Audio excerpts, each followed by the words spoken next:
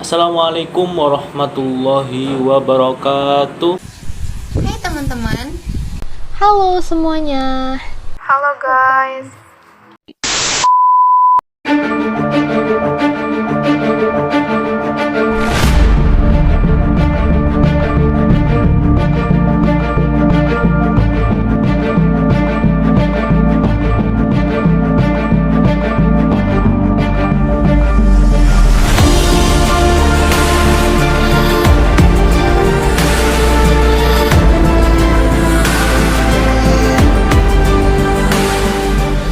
Dari fenomena tersebut, faktanya masyarakat Indonesia belum teredukasi dengan baik tentang bagaimana mengelola hutan dengan baik dan bijaksana.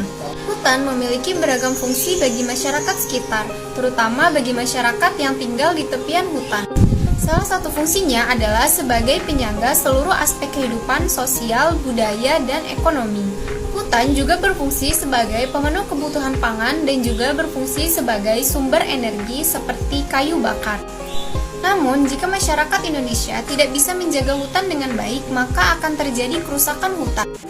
Teman-teman semuanya tahu nggak sih apa yang dimaksud dengan kerusakan hutan? Jadi, kerusakan hutan adalah berkurangnya area luasan hutan yang disebabkan oleh kerusakan ekosistem hutan atau yang sering disebut dengan degradasi hutan, ditambah dengan penggundulan dan alih fungsi lahan hutan atau dikenal dengan sebutan deforestasi. Penyebab kerusakan hutan. Kalian tahu nggak sih apa saja penyebab terjadinya kerusakan hutan? Yang pertama ada illegal logging, merupakan penebangan yang terjadi di suatu kawasan hutan yang dilakukan secara liar, sehingga menurunkan atau mengubah fungsi awal hutan. Meskipun telah ada larangan keras dari pemerintah untuk melakukannya, akan tetapi sebagian besar kalangan masyarakat masih melakukan kegiatan tersebut. Yang kedua ada kebakaran hutan. Kebanyakan dari peristiwa kebakaran hutan terjadi karena faktor kesengajaan. Beberapa pihak yang tidak bertanggung jawab sengaja membakar hutan untuk dijadikan lahan perkebunan, pemukiman, peternakan, dan lainnya. Selain itu, pertumbuhan penduduk yang semakin pesat juga dapat berkontribusi terhadap terjadinya perambaan hutan. Jumlah populasi hama yang meningkat juga bisa menjadi salah satu bentuk kerusakan hutan. Hama-hama tersebut dapat menyerang dan menimbulkan kerusakan pada populasi pohon. Kalian udah pada tahu belum sih apa saja dampak dari kerusakan hutan bagi kita semua? Jadi dampak yang pertama yaitu menurunkan kualitas oksigen. Jadi, hutan sendiri merupakan produsen terbesar yang menghasilkan oksigen atau O2. Dan hutan juga membantu menyerap gas rumah kaca yang menjadi terjadinya pemanasan global. Dampak yang kedua, penyebab terjadinya banjir. Semakin banyaknya penebangan liar di hutan akan membuat hutan semakin gundul karena sedikitnya pohon yang ada di hutan tidak akan mampu menyerap air hujan. Dampak yang ketiga, bencana kekeringan. Kekeringan bisa terjadi karena adanya kerusakan hutan. Saat jumlah pohon di hutan sedikit, maka air yang diserap pun juga sedikit, sehingga dapat menyebabkan kekeringan. Dampak yang keempat, penyebab tanah longsor. Pohon yang ada di hutan akan menjadi penguat struktur tanah. Saat terjadi hujan deras, air tidak langsung mengenai tanah karena akar pohon akan menjadi penyerap air hujan.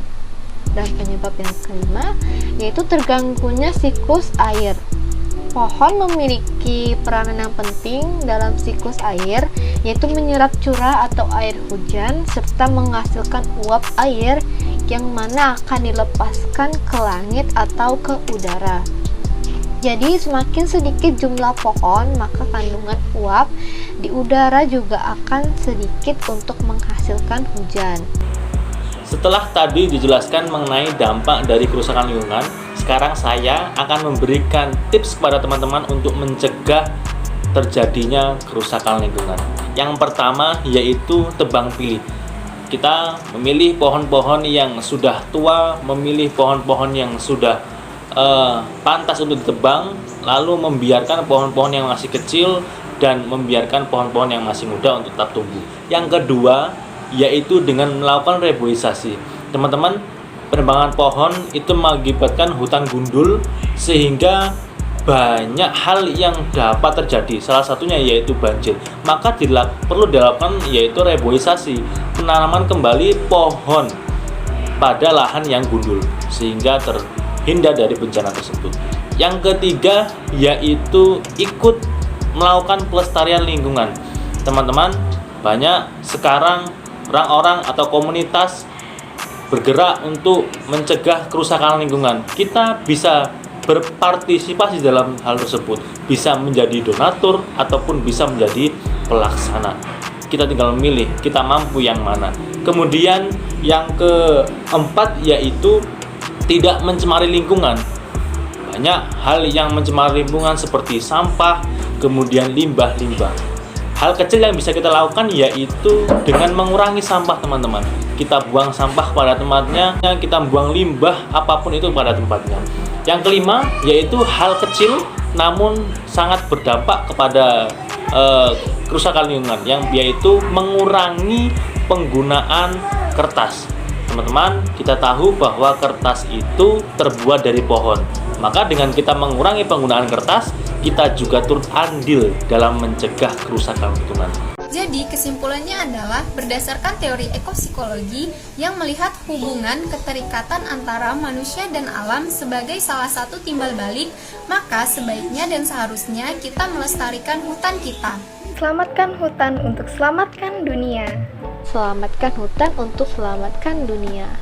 Selamatkan hutan untuk selamatkan dunia. Selamatkan hutan untuk selamatkan dunia.